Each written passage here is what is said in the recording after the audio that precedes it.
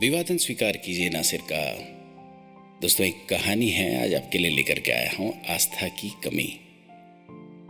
एक दिन एक कॉलेज में प्रोफेसर ने विद्यार्थियों से पूछा कि इस संसार में जो कुछ भी है उसे भगवान ने ही बनाया है ना?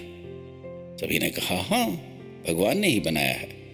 प्रोफेसर ने कहा कि इसका अर्थ ये हुआ कि बुराई भी ईश्वर की बनाई हुई चीज़ है। प्रोफेसर ने इतना कहा तो एक विद्यार्थी उठ खड़ा हुआ और उसने कहा कि इतनी शीघ्रता से इस निष्कर्ष पर मत पहुंचिए सर। प्रोफेसर ने कहा क्यों? अभी तो सबने कहा कि सब कुछ भगवान का ही बनाया हुआ है, फिर तुम ऐसा क्यों कह रहे हो? विद्यार्थी ने कहा सर, मैं आपसे छोटे छोटे 2 सवाल पूछूंगा, उसके बाद आपकी बात भी मान लूंगा। प्रोफेसर ने कहा ठीक है, पूछो।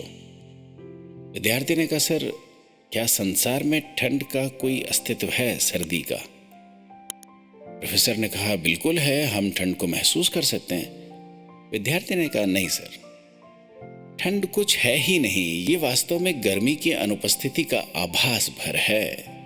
जहां गर्मी नहीं होती वहां हम ठंड का आभास करते हैं। प्रोफेसर चुप रहे। विद्यार्थी ने फिर पूछा सर, क्या अंधकार का कोई अस्तित्व है? प्रोफेसर ने कहा हाँ बिल्कुल है, रात को अंधकार होता है। विद्यार्थी ने कहा नहीं सर, अंधेरा कुछ होता ही नहीं, ये तो जहां रोशनी नहीं होती वहां अंधेरा होता है। प्रोफेसर ने कहा तुम अपनी बात आगे बढ़ाओ। विद्यार्थी ने फिर कहा सर, आप हमें केवल लाइट एंड हीट, प्रकाश और ताप ही पढ़ाते हैं, आप हमें कभी डार्क एंड कोल्ड, अंधेरा और ठंड नहीं पढ़ाते।